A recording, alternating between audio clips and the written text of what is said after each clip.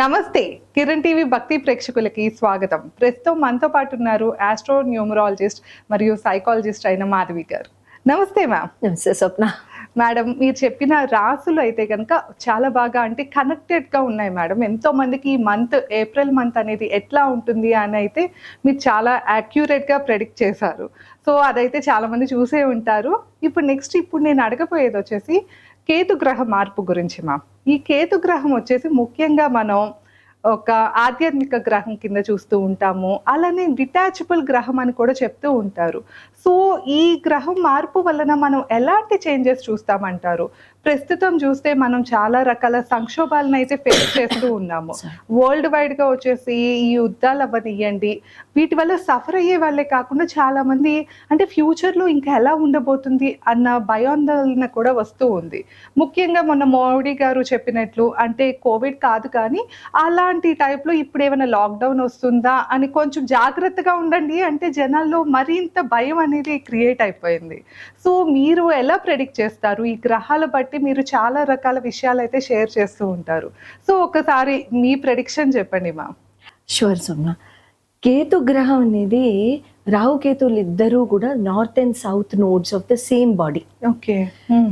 అయితే కేతు గ్రహం అనేది ఏంటంటే మీరు చెప్పినట్టుగా ఆధ్యాత్మిక గ్రహం అండ్ డిటాచబుల్ గ్రహం అని జనం మనలో పబ్లిక్లో మనకి అది ఒక భయం కిందనో లేకపోతే ఒక థాట్ కిందనో మనకి ఆ బీజం మాత్రం ఆ సీడ్ అనేది మన మైండ్లో జనరల్గా ఉంటుంది.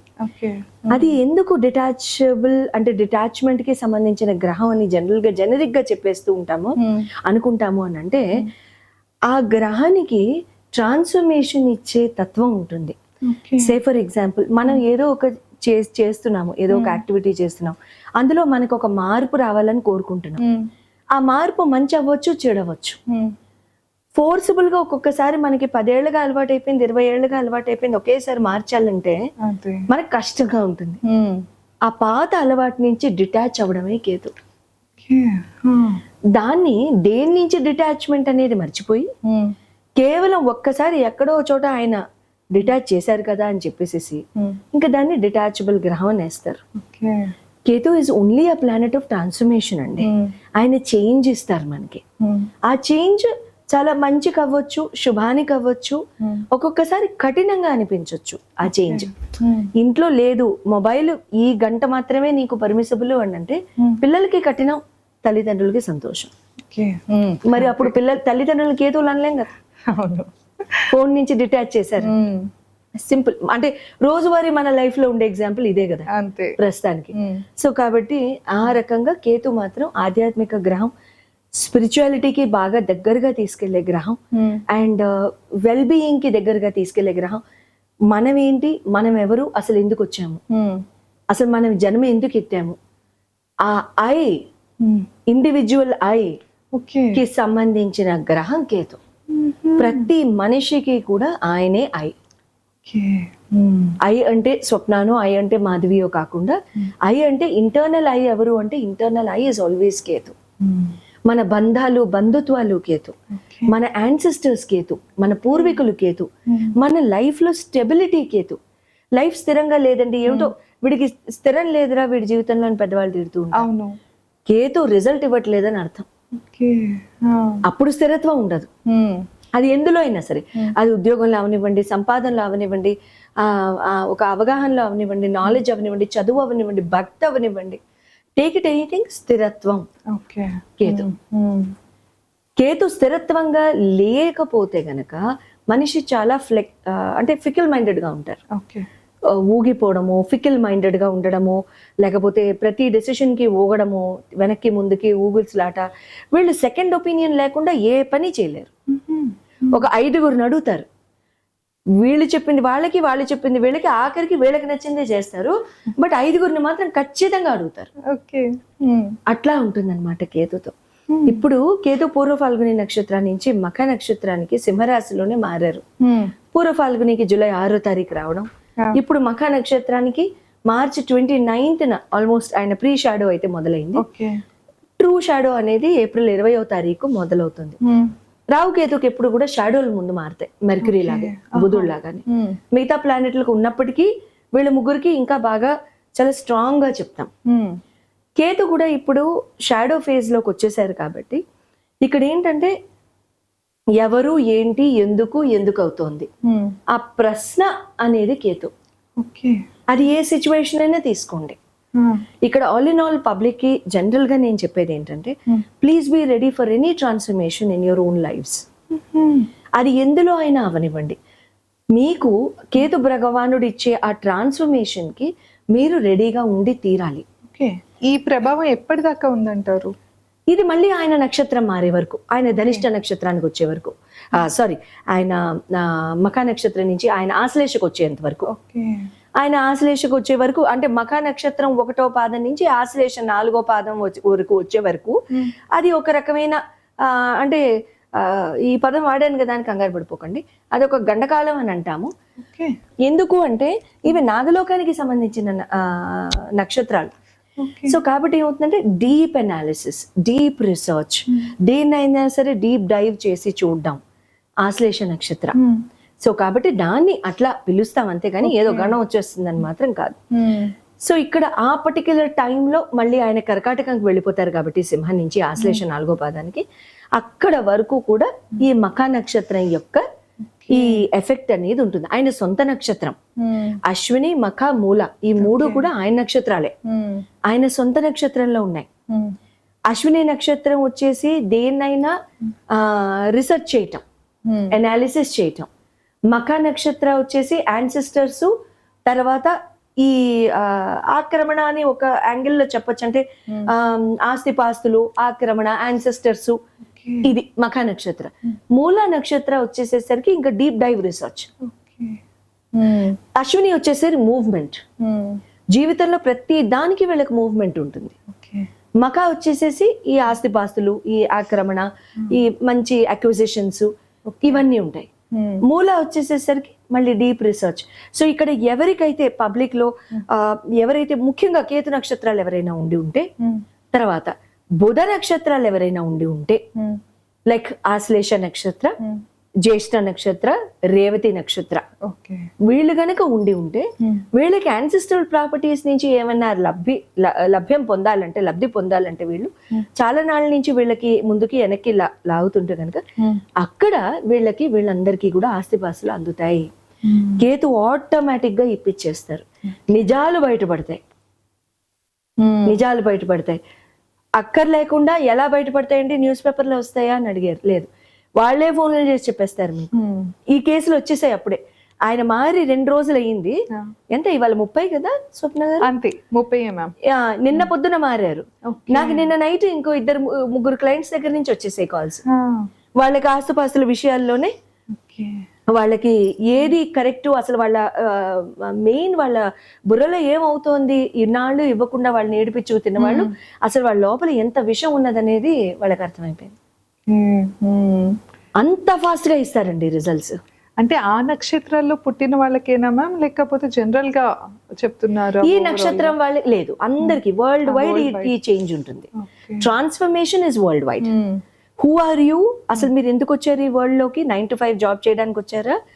మనం ఇలా షూటింగ్లు చేయడానికి వచ్చామా? లేకపోతే మనకి అసలు దీని వెనకాతలు ఉన్న అంతర్గత రహస్యం మనకి ఏమైనా ఉందా? మనం వాట్ ఆర్ వి షేరింగ్, ఈ నాలెడ్జ్ షేర్ చేయడం వలన నలుగురికి అది మంచిగా జరుగుతుందా? Are we telling the truth? మన సోల్ పర్పస్ ఏంటి, మన ఆత్మ యొక్క కారణం ఏంటి? మీరు ఎందుకు వచ్చారు, నేను ఎందుకు వచ్చాను, అసలు మన ఇద్దరమే ఎందుకు కలిసాం? ఈ క్వశ్చన్స్ అన్ని బయటపడతాయి. అంటే ఎగ్జాంపుల్ జస్ట్ చెప్తున్నాను, అందరికి అలాగే అవుతుంది. సో అందరికీ కూడా బాగా స్పిరిచువాలిటీ పట్ల మక్కువ, వైరాగ్యం పెరుగుతుంది వరల్డ్ లో. వేదాంతం అందరూ మాట్లాడతారు, మంచి పెరుగుతుంది, కమ్యూనిటీ ఎఫర్ట్స్ పెరుగుతాయి, అందరూ ఉమ్మడిగా కలిసి కూడి ప్రేయర్స్ పెరుగుతాయి వరల్డ్ లో. వెరీ బ్యూటిఫుల్ ఆస్పెక్ట్ ఇది.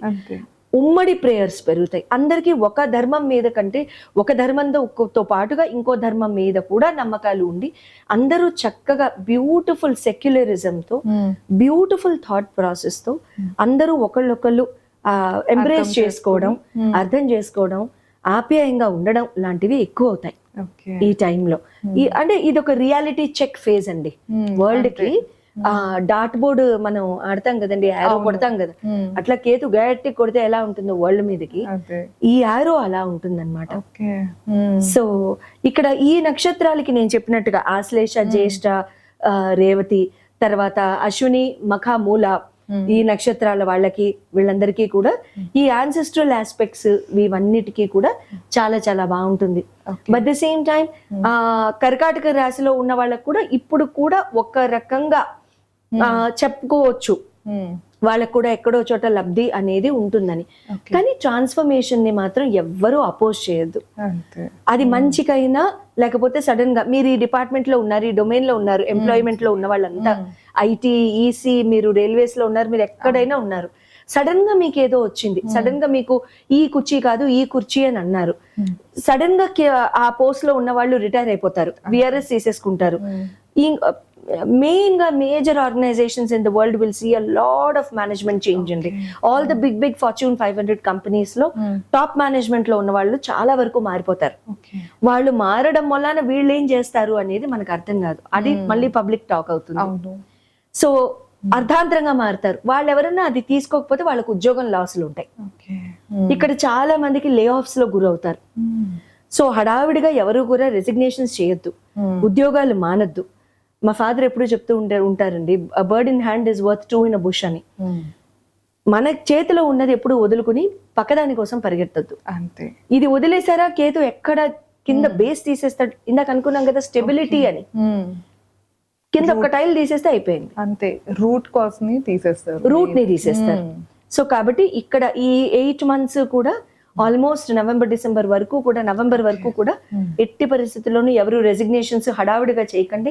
అంటే unless God forbid it is a lay off, అది మీ చేతుల్లో లేదు కాబట్టి. కానీ ట్రాన్స్ఫర్మేషన్ కి మాత్రం ప్లీజ్ బీ రెడీ. ఈ టైంలో ఎప్పుడు కూడా ఆధ్యాత్మికంగా ఉండడానికి అందరూ ప్రయత్నించండి, దైవ భక్తి ఎక్కువగా పెంచుకోండి, మంచి జరుగుతుంది. స్వార్థంగా కాకుండా నిస్వార్థంగా ఉండేలాగా ఎప్పుడు కూడా చూసుకోండి, మంచి జరుగుతూ ఉంటుంది. మేడం, మనమైతే కేతు గ్రహం మారిపోతుందని తెలియజేసాము. దానివల్ల ఏ రాశుల వారికి కొంచెం ప్రాబ్లం అంటారు? ఏ రాశుల వాళ్ళు చాలా ముఖ్యంగా జాగ్రత్తగా ఉండాలి అంటే, ఇక్కడ ఒక రకంగా కర్కాటకం వాళ్ళు కూడా వస్తారు ఆ ఇదిలోకి, ఆ బ్రాకెట్ లోకి కర్కాటకం వాళ్ళు కూడా వస్తారు. అట్ ద సేమ్ టైం మకరం వాళ్ళు వస్తారు, మకరం వాళ్ళు కూడా వస్తారు ఆ బ్రాకెట్ లోకి. తర్వాత కేతు మహాదశ జరుగుతున్న వాళ్ళు వస్తారు.